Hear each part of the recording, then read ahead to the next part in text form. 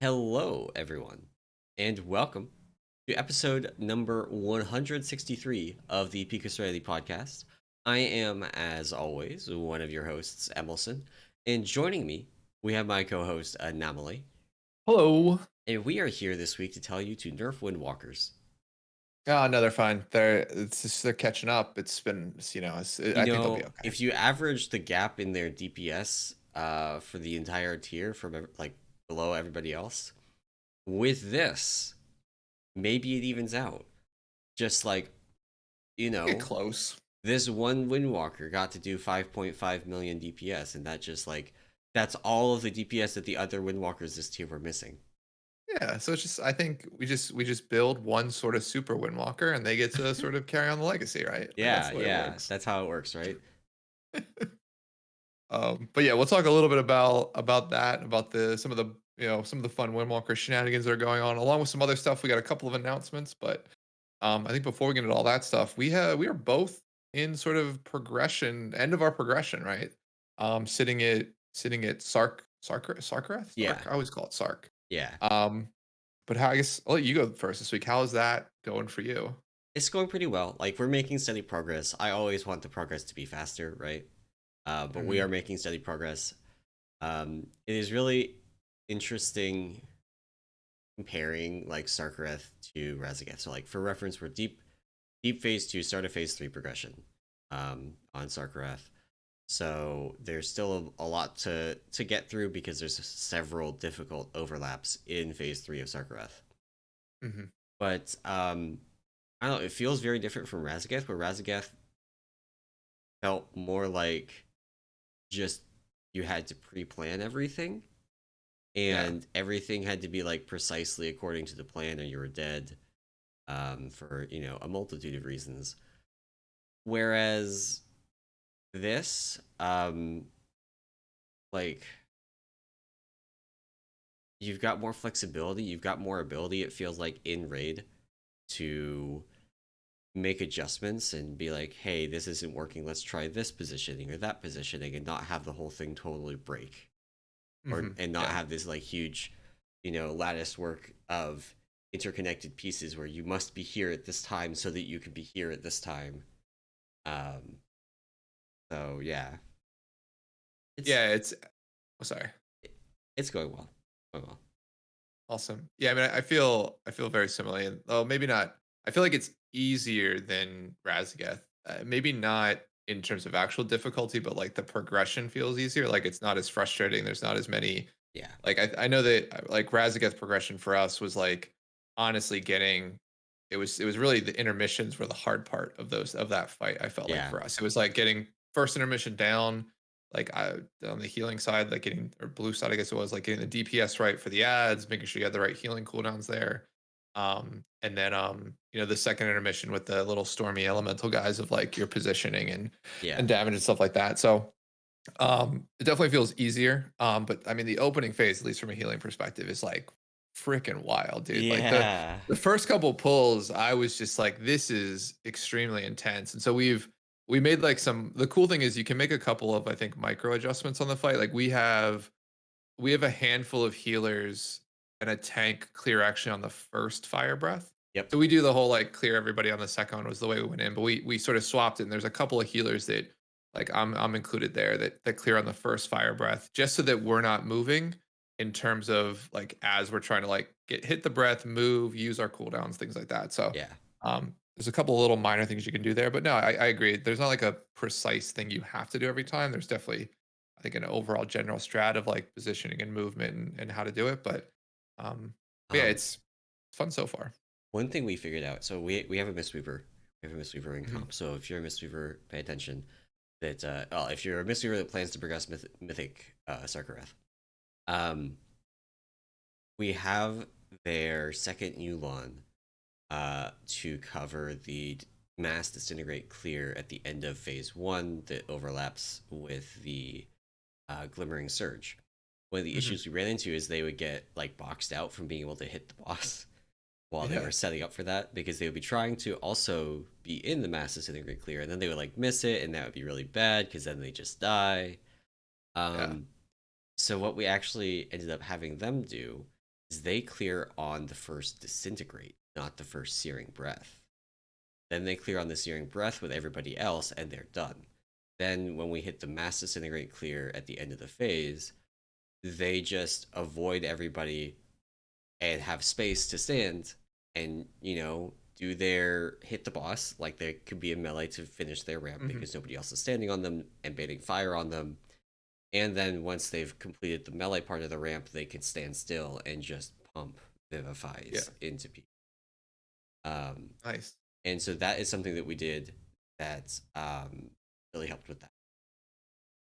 Yeah, I think for healers in general, it's actually better for healers to essentially clear their debuffs off the group, and so you have less like to do because the healing check in P1 is extremely high, and then you get into P2 and there's no healing. So yeah, it really it's is. a stark contrast. It's almost like Kel'Thuzad, not the shit parts of Kel'Thuzad though, right? But the very very like binary, like there's nothing to heal, then there's everything to heal, then there's nothing to heal. And in Kel'Thuzad, it all revolved around extending the phases as long as you could, so that you could have all of your healing cooldowns back for when you needed to heal through it, just all of the damage. Exactly. In this case, it's very much like phase 1 is all of the damage. Phase 2 has very little, and then phase 3 ramps up. And depending on your strat, it can ramp up pretty hard in phase 3. But yeah, it's been a very interesting thing. Yeah. So we'll see how progression goes this week for us, but I think the goal is we have currently 3 raid nights remaining before our comp gets absolutely blown up by summer vacations. Yeah. So we are sort of fighting that boss. The other team in my guild, Babs's team, is looking at multiple healer swaps for this week because of summer vacation stuff, and then one of their main tanks and also raid lead is out on their second raid night this coming week. And so I feel for them. They're like 20% on the boss. Maybe they could YOLO into a kill on Wednesday. Hopefully they can, so they can just get it out of the way. But man, that is rough. Yeah, the swaps are definitely interesting. They make the fight a little bit more interesting, right? So, but cool. All right, well, let's get into a little bit of the news for the past week. There's just a couple stories, but wanted to sort of highlight some of this stuff. So first up is of course, Blizzard announced BlizzCon a couple months ago, I think back in February or March timeframe. But this week they did announce the pricing and ticketing information. So like normal, this I think happens every BlizzCon year. There are 2 dates where tickets will go on sale. It will be July. Oh God, I'm reading. Where did I find the dates? It is July 8th, I want to say. And then July 8th, and I think it's like later in July, like the 23rd, I want to say. Yeah. They're still, so that's for the actual physical tickets. Yeah, Saturday, July 8th, and then Saturday, July 22nd. Sorry. Both tickets go on sale at 10 a.m. Pacific time. There's basically 2 tickets. There's like general admission, which is like $300 US, and then there's like Portal the Pass, VIP ticket. $800. Yeah, which is a massive increase. Yeah. But in any event, this will be the first year BlizzCon's been put on for I think 3 years now. Yep. So it'll be an interesting one. I was trying to think about if like what we would see at this BlizzCon. Because D4 is already out, so like maybe D4 expansion info. Yeah. That would be my guess. Would be something in there. I don't know. Do you think we see WoW expansion? I think we see WoW like 10.3 info, 10.4 info maybe. Okay. Like I think we're gonna have a 4 patch cycle expansion. I don't think we're gonna have a 3 again. I think it's gonna be 4. With the rate that they've been going, because we're a year in the expansion at the point that 10.2 should be launching. Yeah. Or we should be partway through 10.2 when we hit a year, because the expansion came out again, remember, in December. Yeah, it's not been that long. It's been I guess it's 6 months, right? Yeah. We're not that far into this. So I think it might be a little bit early for next expansion. But then again, it might be if they wait until the next BlizzCon, that might be a little bit late for next expansion. So who Yeah, knows? Maybe they give us a sneak preview of like where things are going to end up. yeah. But Or I think we'll definitely get a 2024 roadmap though for yeah, WoW, like oh similar yeah, that they did for this year. Yeah, that I think we could bet on. I would yeah, bet on that. But yeah, like D4 expansion and or more seasonal stuff for that, yeah. probably. Um, What other games I do they mean, there's have? Overwatch, but Overwatch is a whole big mess right now.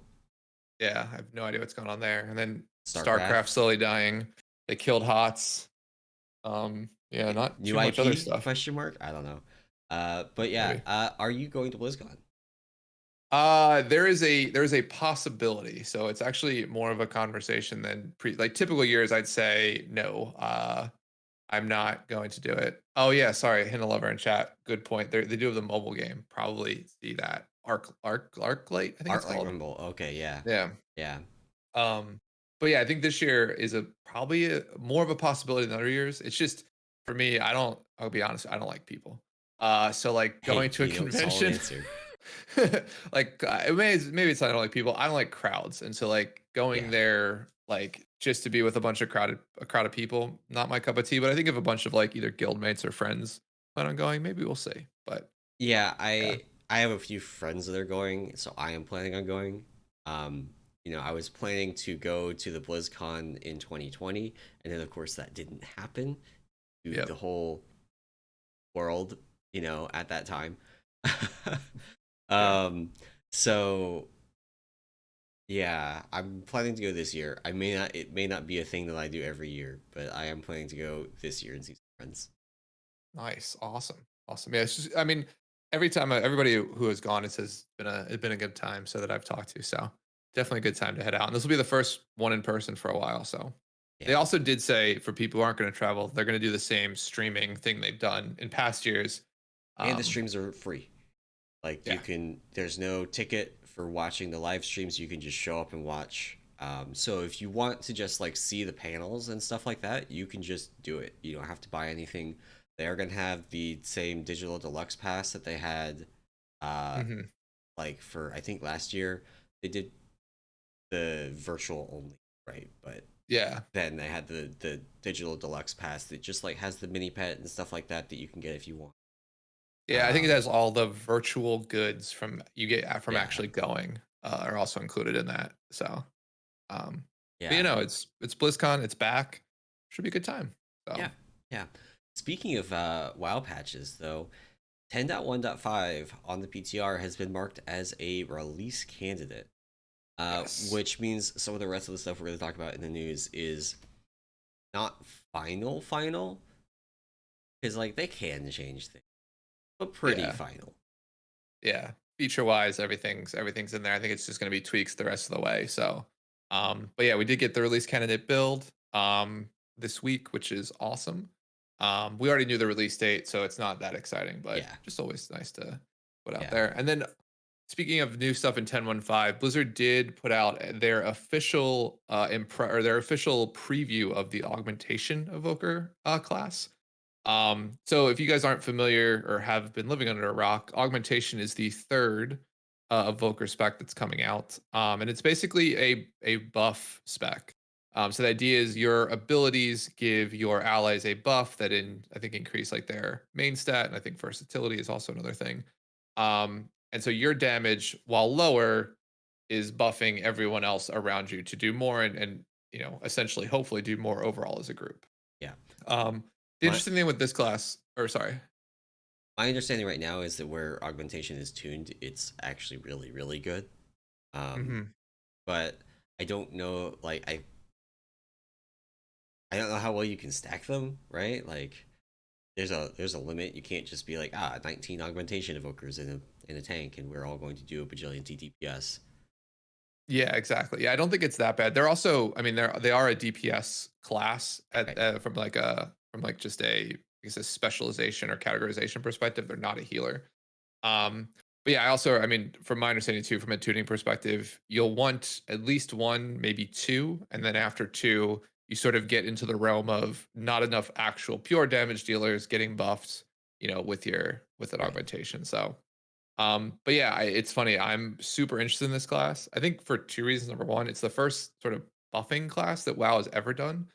Um, Paladins were Yeah, sort of like this in sort of early versions like Classic and things like that, but they still had back when the healing spells. combat It's still sucked.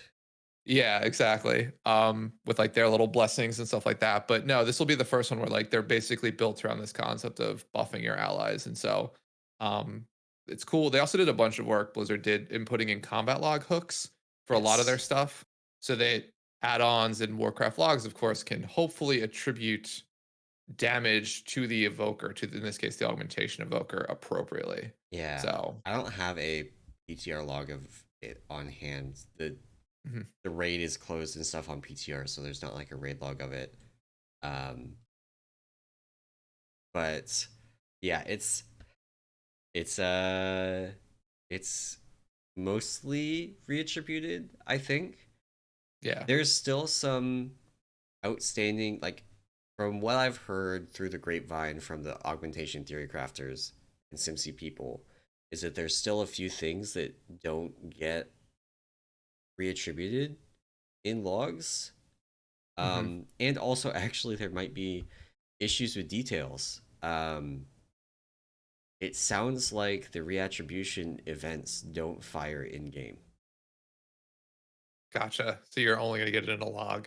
You're only going to get it in a log right now, which is a pretty big oversight. But apparently, like so, apparently, like the author of details didn't know they were supposed to be in game. And I don't know actually if they were supposed to be in game, but like, Yeah. somebody from the Warcraft logs team asked them like what they were going to be doing for some of their handling, because we do try and like to make sure that details and Warcraft logs look similar, if not exactly the same, Hmm. just so people don't get confused. But apparently, it's they're not firing or Oh weren't God. firing in game as of like 2 weeks ago. So we'll see. So details, Gotcha. we'll see. That would be my like day one concern, is like you're gonna go into a pug and people are go like, wow, augmentation sucks because they look at details, and then you can't actually see the damage they do unless you look at a log. And on the Yeah. one hand, that's great for my career path because I work for Warcraft logs, and that means people have to go to Warcraft logs to see their augmentation evoker DPS.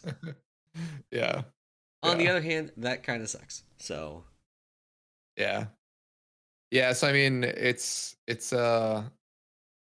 yeah, that's sort of kind of a limitation in the in-game UI. But I mean, it'll be cool to see how the class plays out. I mean, I think to this point, like when they first launched, they were extremely good. Like you wanted, like they were doing, I think, as much damage as a regular damage dealer plus the buffs.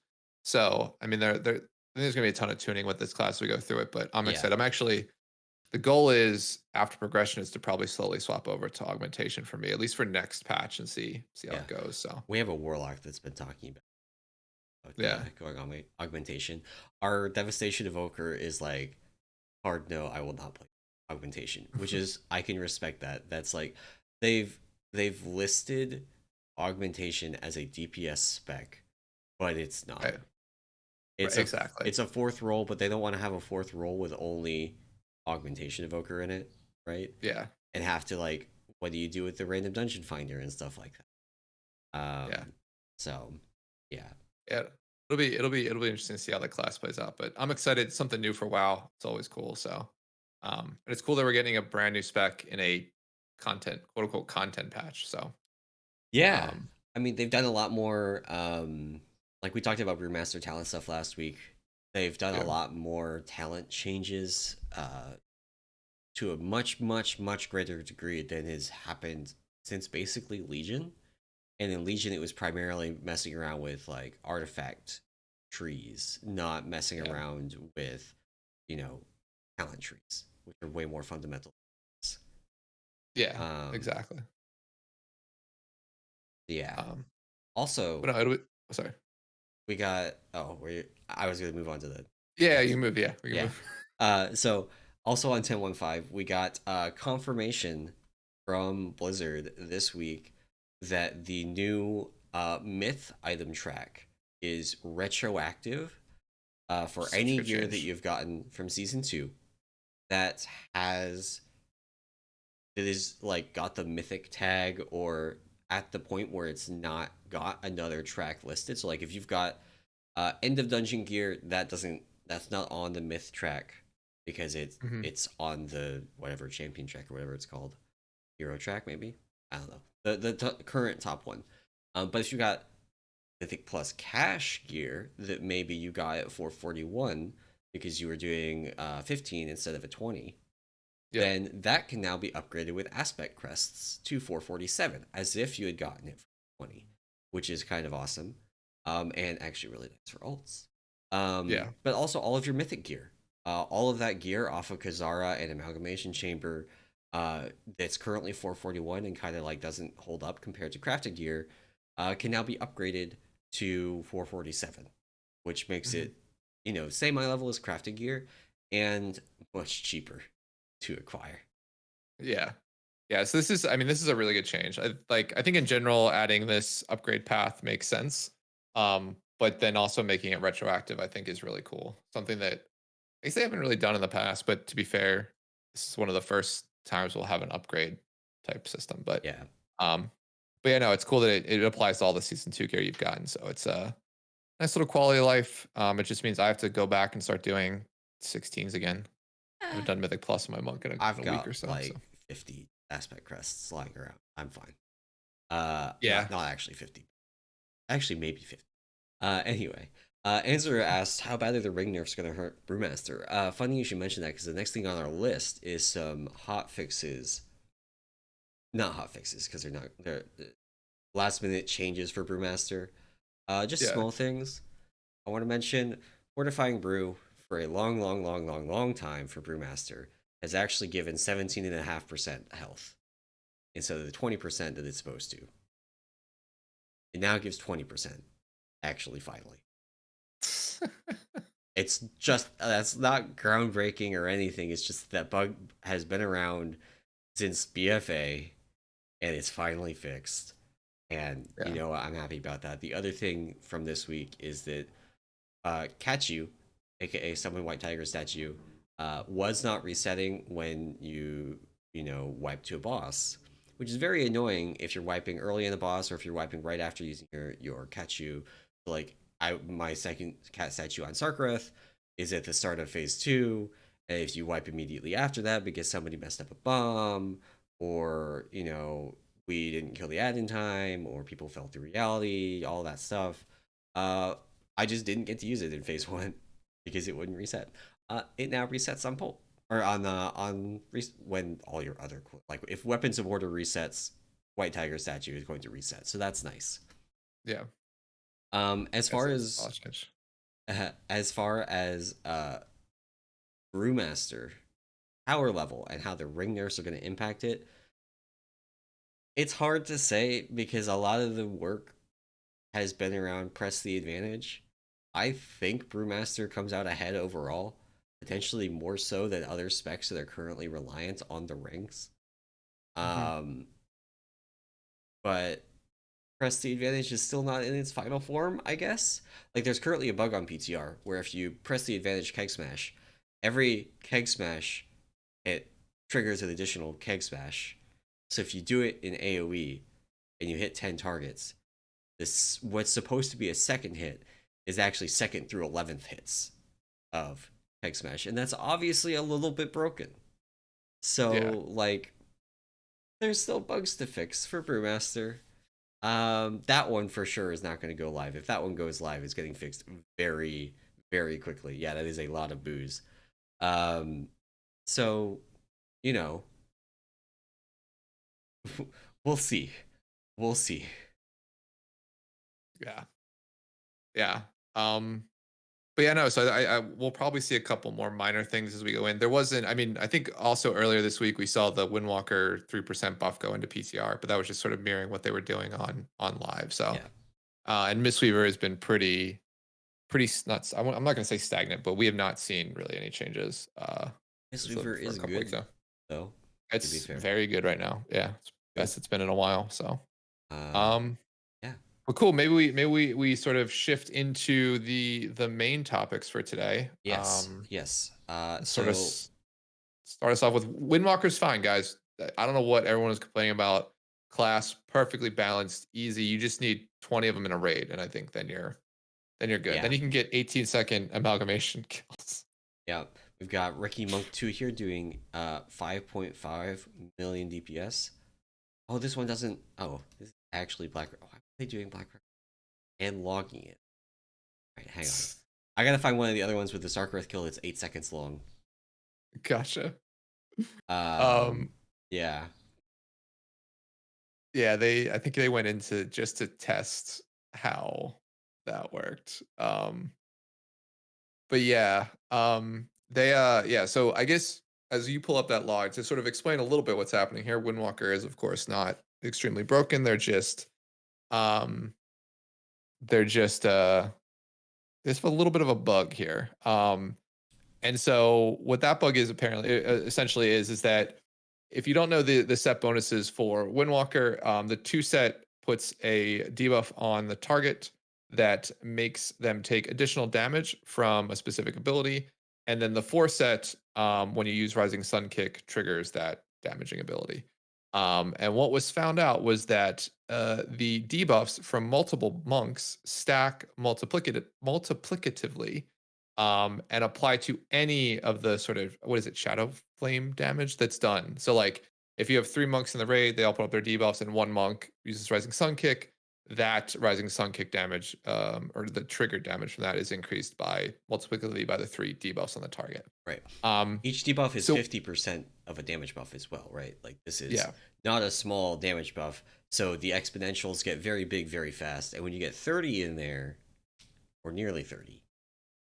yeah, it's what you see. It's a 500, what is it, 500 million damage event. Yeah, so Navani over On a target. here did their heroic Sarkareth kill was 6 seconds long. This is actually so fast that so Warcraft Logs has already blacklisted a bunch of these, so you can't find them on rankings.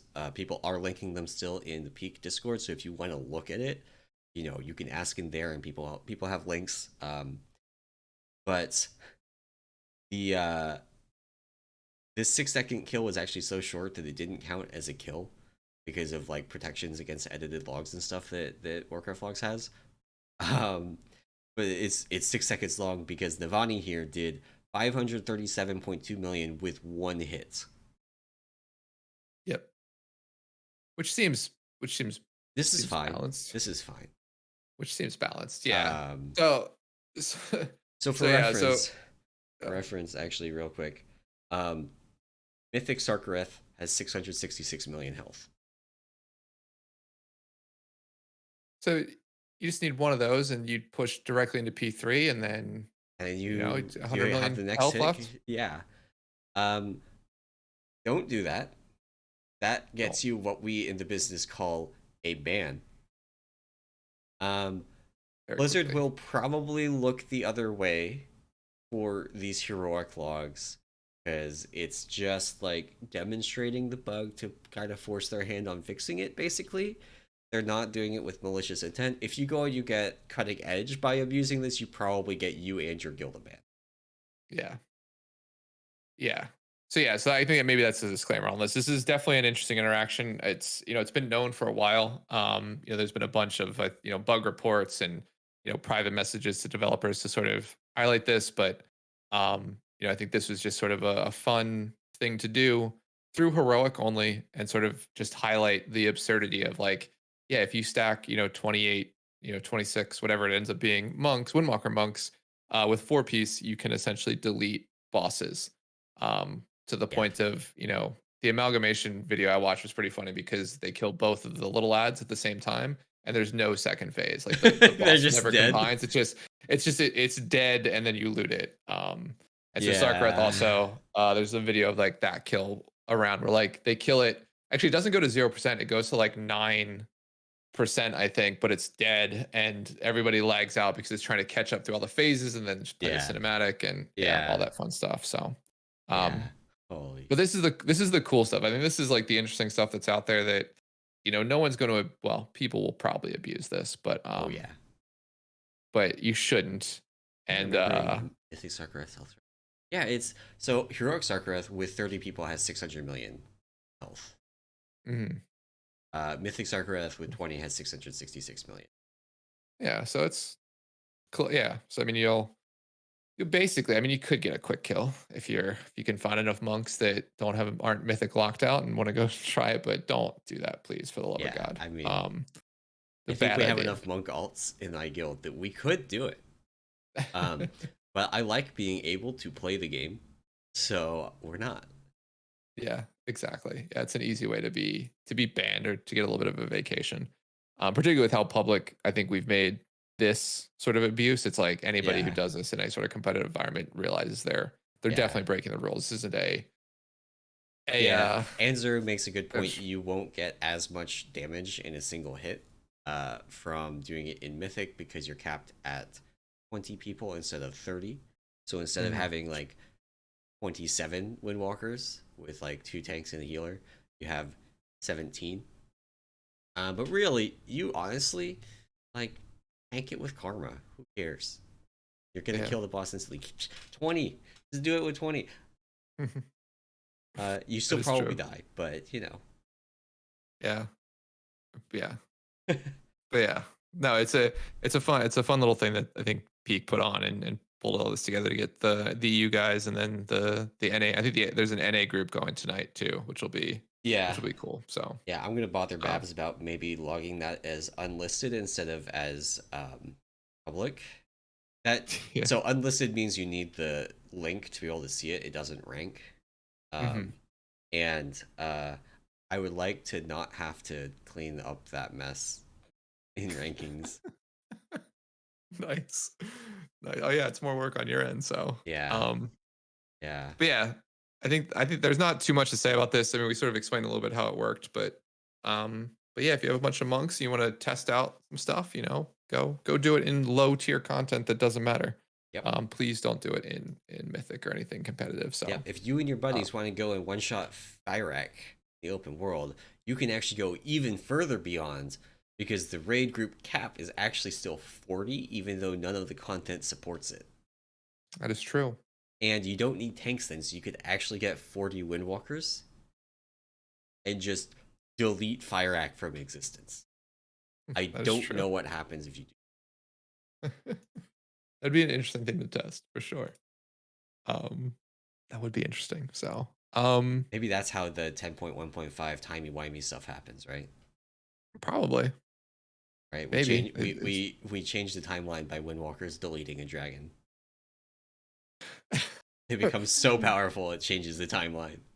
Oh God, are we Windwalker's the main character then? Is that how this is gonna work? I mean, Oh, Windwalkers are the second best anime protagonist in WoW. that is true. The best, of That is course, true. being Demon Hunters because they're edgier. Yeah. Well, of course, it's always DHs. Or I mean, or it's potentially warlocks, little demonic little emo kids making spells. Um, Yeah. God.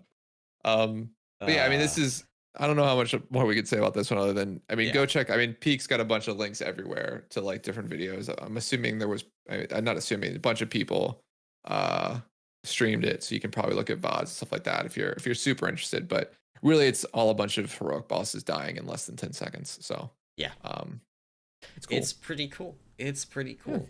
Um, Yeah. We got, to be fair, I'll say that we got to this before what's the guy, Rex Troy? Before yeah. old Rex Troy got to it. So we beat someone to the exploits. So um Woo! Yeah. Um, yeah. So moving on from that, we got a couple other things, some changes that went in this week, both to Mythic Raid. Uh, we talked a little bit last week, I believe, about the upcoming Mythic Zskarn changes, and we didn't mhm. quite know what it meant. We do know now. So the original notes for this said that Dragonfire traps now activate consistently based on Zskarn's location, and a bunch of Yeah. people speculated different options for this. By and large, people were assuming it meant no RNG traps, which it turns out that is what it meant. And the traps now spawn the two closest, so just the ones he's on, which is how those Yeah. ones have always worked. And now instead of random ones, you get two that are the farthest away from those traps that you just activated. Um, so that basically means you can raid plan this fight now, like the Yeah. whole thing, every step, and just like do your plan and kill the boss, which is a pretty substantial. When you got good RNG, this change doesn't matter, right? Yeah. Like in some ways, this makes it harder in the sense that you can't get super good RNG, have all the traps spawn in places you don't care about, and just kill the boss. It also does mean though that you can't get the ultra bad RNG. So you know, Yeah. Yeah, I mean it basically makes the fight on rails, which I think just it'll make progressing it I think a little bit cleaner, right? Like you'll still have to clear trap like this change doesn't remove the need to like clear traps or to sort of totally ignore the traps, right? right? But with their placement um being being much more consistent, you can sort of plan out, okay, these are going to be our trap clears. This is our movement, right? There's a bunch of, I think, people have already put up like maps to like specific movement positions and clear Yeah, positions to like, you yeah, can sort of just follow along. So it sucks that difficulty definitely way down, but I think in terms of the boss, like the removing the randomness factor of just losing attempts, I think is an overall good change. So yeah. I think that there is something lost with this, where like now there's nothing in the raid anymore. Is like pressuring your ability to adapt to changes on the fly. yeah, Because everything spawns in fixed locations on every boss. But Zskarn was over the top, so like while there was some element there of the fight that is lost now, I don't think that it overall makes the raid worse. yeah, no, neither do I. I mean, it does because I mean, what were you saying? We're seeing like average pulls on this boss be north of 100 or around, between like I think Yeah. 80 and 100 for most skills, which is it's a jump up from Rashok, and then it's actually a Well, you even say that. above You say that. Magmarax. Rashok is hard farming guilds right now. Oh, is it? I mean, I Yeah. guess in the grand scheme of things, like Rashok is really the only other boss in the raid that has as high healing requirements. Like Sarkareth P1, I think takes the cake as the highest, but Yeah. Rashok overall is just a very healing intensive boss. Right. I think that's the one thing they've done a lot of this raid, which we haven't really talked about. Maybe we do a little bit of a segment here, but in general, I feel like healing this tier, there's been more pressure on healers just to do raw HPS versus like typically you always have to heal a bunch, but there's like the complexity there is like mechanics plus trying to heal has been sort of the Right. difficulty, right? Where here it feels like they've ramped up just like Raw you HPS just need to do required. you just need Yeah. to do a lot of healing in this space. So Yeah.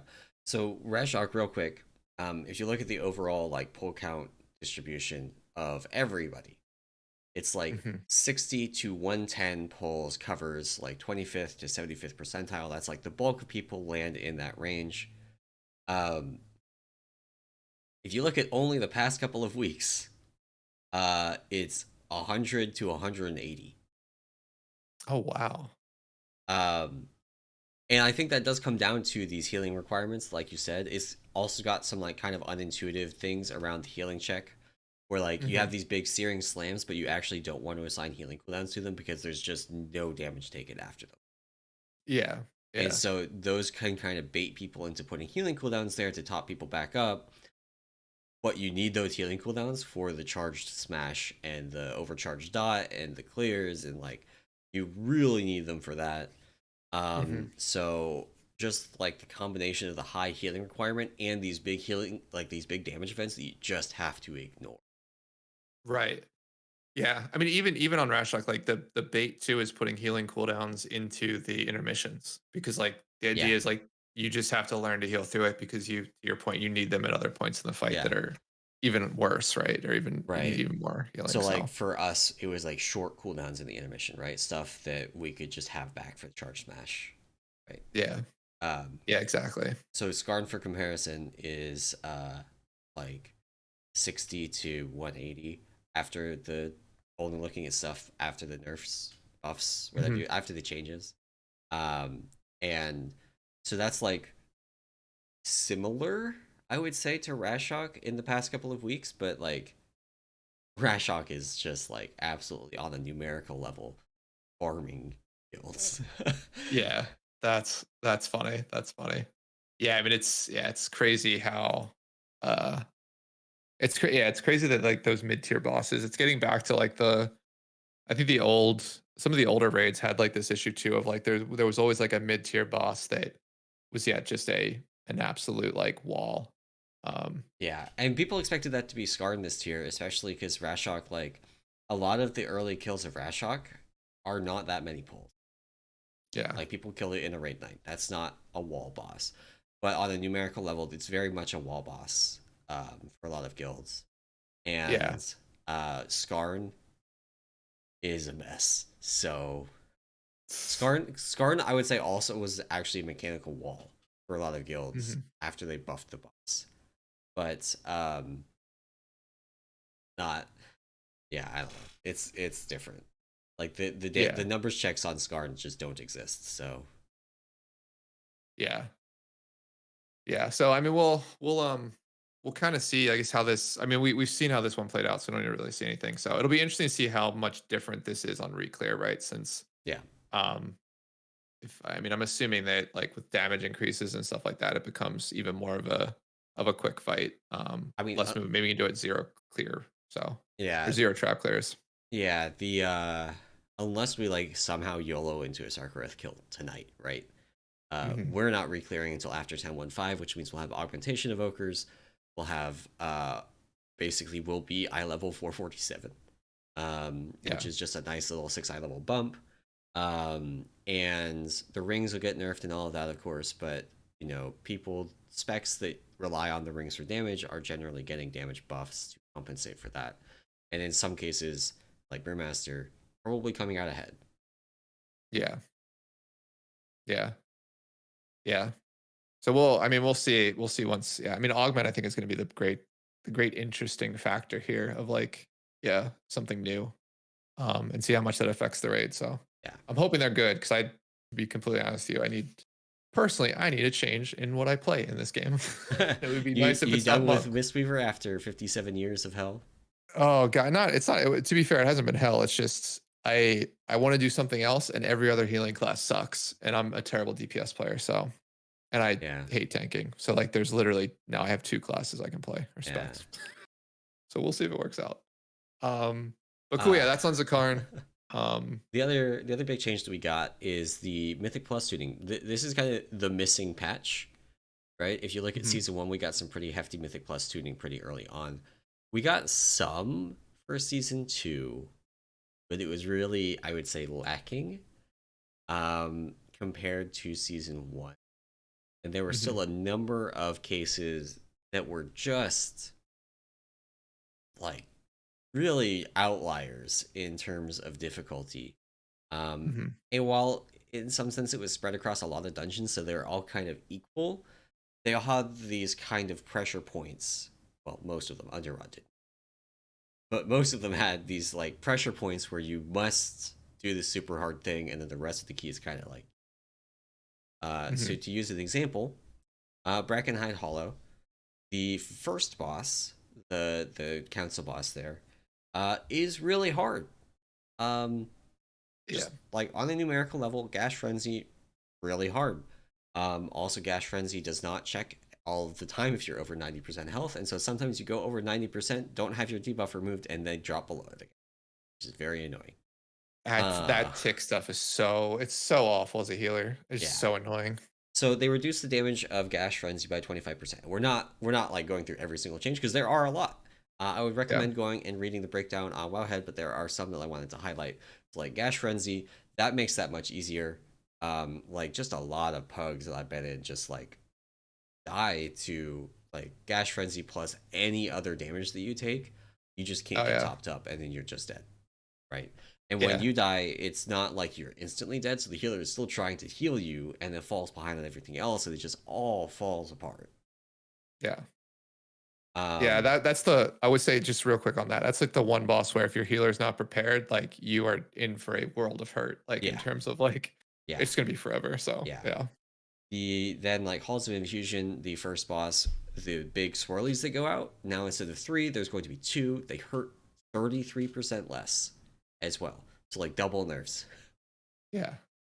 Which is, and that target number is huge, particularly because like I will say like on that boss, like the final one of those you'll get, like maybe right before you kill it, is essentially like it'll cover the entire, almost the entire room, unless you have people running well far away. Yeah. Because their radius is just so So huge big. at that point. Yeah. Yeah. There's a bunch of reductions to Neltharis, health reductions to a number of trash mobs, health reductions to 3 out of 4 bosses, damage reductions on 3 out of 4 bosses, including Forge Master Gorek, the big like raid AoE that he does, the Blazing Hammer, reduced by 20%.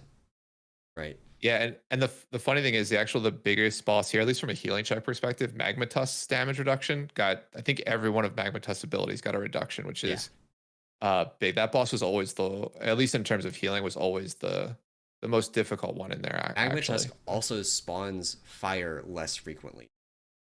Yeah, which is so funny. That's also nice. Yeah. They nerfed Rockmora. The skitterers on Rockmora got their health reduced by 25%, which is nice if you don't have a class that's like really good at just deleting them from existence. Like sometimes you've got like a class like Enhancement Shaman that just super good at cleave, just like wrecks those skitterers. They got nerfed. But I actually want to call out a different nerf from this dungeon. The acid splatter from the crawlers in the first area was scaling with keystone level, and on a 20 I was on my DK playing DPS for once in my life. Okay, and I didn't know how badly that was gonna hurt. I got 90% of my health removed in one tick. Like I got sent to the Shadow Realm, had to walk back as a DK, right? That's so funny because I was RB res.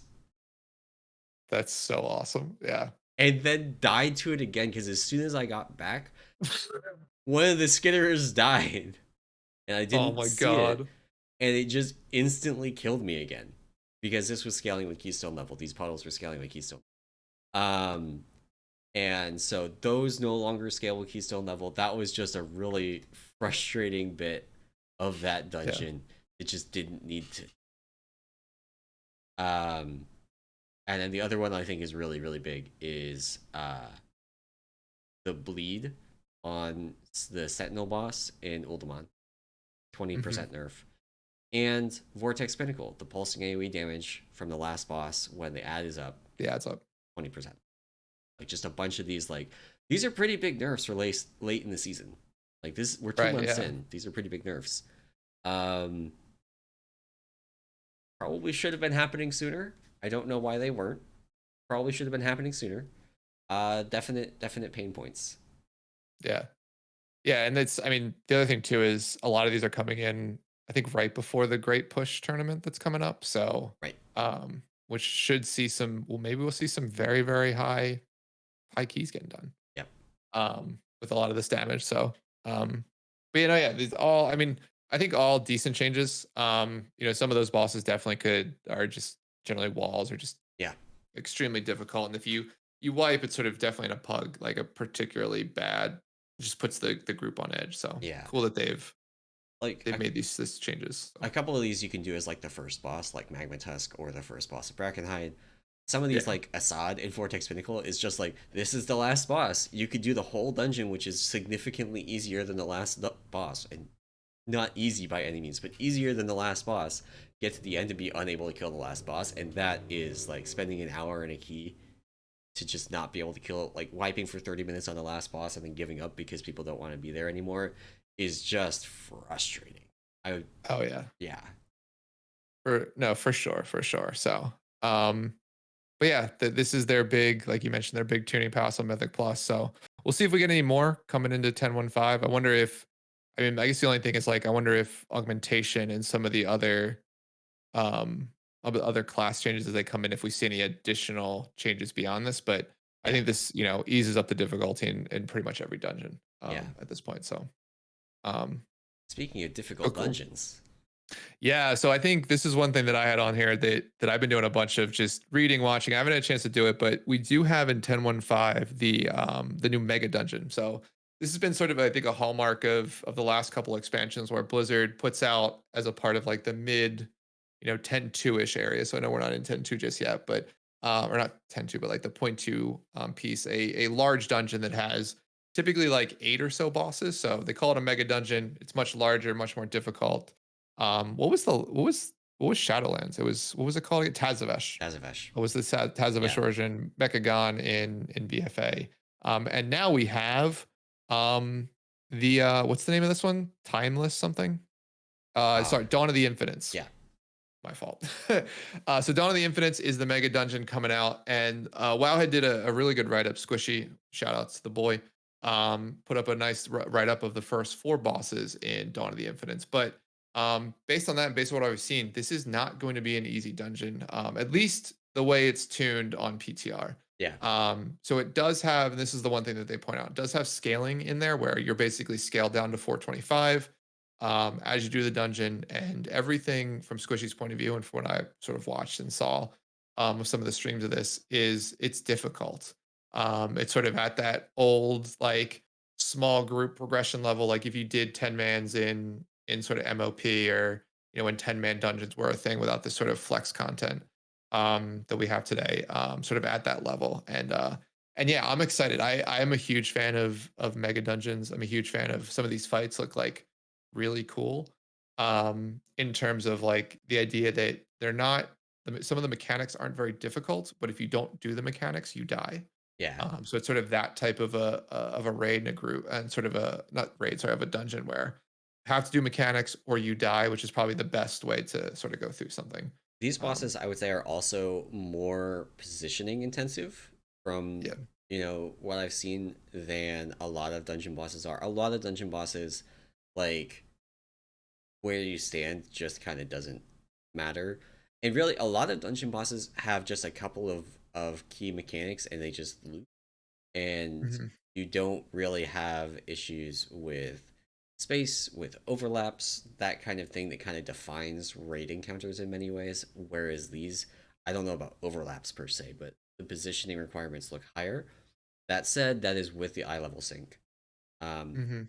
which would be a really neat thing, by the way, for WoW to steal from Final Fantasy. In Final Fantasy 14, you can do eye level synced content, which just like drops your eye level down to the maximum for or it's either maximum or minimum for that content, and that allows you to kind of experience the content as intended, um, within some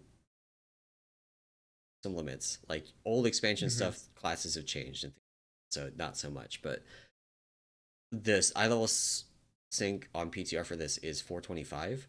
Like I'm 443. Yeah. Like I'm 20 eye levels over this. A lot of the difficulty of these is probably going to be removed by eye level, and not Yeah. necessarily all of it. Like you said, it will kill you if you don't do these mechanics, Right. but you're gonna get a lot fewer mechanics with an extra 20 item level. Exactly. Yeah. Which makes me, I mean, Squish actually said this, but even before I read this part of his write up, got me thinking about the idea of like, it would be interesting if you could enable this sort of item level sync on live, Yeah. right? Like basically do, and he gives the example of Destiny 2, which I think is actually the best example of like a current game that does this, at least that I've played and know of, is like Destiny 2 for a lot of their raids, particularly when they first launch them, they do what they call contest mode, which essentially locks your power level. Like you can't, no matter how Yeah. much gear you have, you can't go a specific power level. And then if you defeat the raid in this case in this contest mode, you get like extra in-game stuff like emblems and Yeah. um, stuff like that, like cosmetics, basically, in the translating it back to I WoW. think Final Fantasy Ultimates also work that way, where there is actually just always a level sync Mhm. on for those. Like it won't raise your eye level, but it will drop it down to a specific point. Gotcha.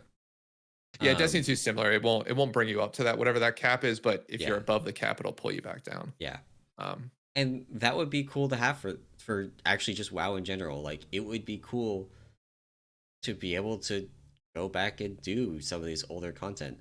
Some of it wouldn't work, like going back to Blackrock Depths or something. It just fundamentally is a different. yeah. Um, but like actually even as far back as like BFA raids would actually Mhm. function just fine with eye level sync. Well, I don't know about just fine. Some of the tank mechanics, but because of the class changes. Yeah, yeah. But I think by and large it would be fine, and that would be cool to be able to go back and be like, okay, we're gonna go and do a Castle Nathria run. You know, we're on farm. This is gonna be a long farm period probably for Aberrus because of how short the raid's been. Yeah. So we're gonna, you know, maybe take. It would be cool to be able to take a raid night and be like, you know, instead of clearing all of Aberrus again, we're gonna go and do Castle Nathria. We're gonna go and do probably not Battle of Zskarn because that raid was bad. But I mean, it wasn't bad. Okay. Yeah, yeah. Anyway, go back and do. You know what? I probably wouldn't go back and do any of the BFA raids. Well, yeah, probably would not go back and do any of the BFA raids. But like, go back to BFA's Castle dead in my Nathria. head. Yeah. Yeah. Yeah, no, yeah. I mean, yeah, I mean, it'd be cool to go back. I just think it would be cool for like current content to have this sort of like, I'll use the term contest mode because it translates to what Destiny 2 had, but this sort of like mode where, or really, I guess hard, like the new version of what a hard mode is, right? Because like previously hard modes were like, we'll increase the difficulty of an encounter. But I think it would be cool if hard mode was basically just like all the encounters are baseline and you basically low player power for it to be hard. Yeah. Right. And that would be, I think that'd be a cool thing. And Blizzard can put like rewards around it, achievements, you know, cosmetics, mounts, whatever it ends up being, right? And I think it'd be a fun little thing for like small groups to do because they're already, I mean, I think they've already committed and well, not committed, but they've already got this cadence of like releasing these larger dungeons like this. Yeah. And so this is just a cool thing for like a small group, like just a couple friends to like have their own little version of progression to sort of work towards. So yeah. But you know, it's cool. I mean, I'm like I've always said, like this mega dungeon stuff, the small group stuff, I think is always really cool to keep in the game. And these mega dungeons are cool. It'll be fun to see what this looks like on Mythic Plus because I will say that like the old dungeons on Mythic Plus, there was definitely like the easier side, right? Like 'cause they're all eight boss dungeons, so you'll always split it down the middle, 4 and 4. But yeah, I mean, like Mechagon outside versus inside was such a different dungeon, right? Yeah. And some of that I think does ultimately come down to class changes, right? Like there's things that change, well, also dungeon changes. Actually, the skips that people used to do at the end of the inside Mechagon got fixed. And so that just made that dungeon way harder because you couldn't skip all the terrible trash that people used to, or couldn't do it as easily. People eventually found ways to do it again, but until that, like having to do that double, I don't remember what the mob is named, the double spinner AoE, thing. at the end of the dungeon. That pack is wild. Oh my god. Oh yeah. At high key level, there's so much stuff on the ground. There was no space. So you have like squirrels everywhere, and then it was rough. Yeah, but I mean, we'll as always, I think it'd just be like I said, cool to get into this, cool to run through a bunch of new content, small group content, which is always fun, and then see what they do in Mythic Plus because you assume season 3 Mythic Plus 2 of the dungeons and that are going to be these. So each of these. So yeah, but yeah, this dungeon's out. What next reset or not this reset, but comes out July 11th. And so yeah, we'll see how it goes. But yeah, excited for maybe we'll see difficulty. Like you said, I think since on the PTR was locked to 425, I think that also inflates some of the difficulty. But the fact that you have to do mechanics and no one's going to know what they are, I think Pugs week 1 will be definitely interesting for this dungeon. So yeah. But cool. I think that was it in terms of stuff for this week. I don't know if you had anything else you wanted to cover. I think that about wraps it up. I've got more raid prep to do for tonight. We're looking at actually my co-tank swapping from Prop Paladin to Blood DK for this for Death Grip things. So very cool. I've got to redo some cooldowns because we're gonna try it out spell warding. We're gonna try it. Nice. So see how that goes. But yeah, I think that's gonna be it for the show today. Thank you all for watching and or listening. And if you enjoyed this podcast and you want to support it and the other work that we do over on the Peak of Serenity, you can do that at our Patreon at patreon.com/Peak of Serenity. And of course, come and join the Discord. It is the currently only place to get links to the all Windwalker all the time 8-second boss kill raid. And yeah, Babs is also doing an NA version of it tonight if you want to just like screw around and get some logs blacklisted. Mhm. Yeah, that is going to be it for the show today. Thank you all for listening, and we will see you next week. Bye.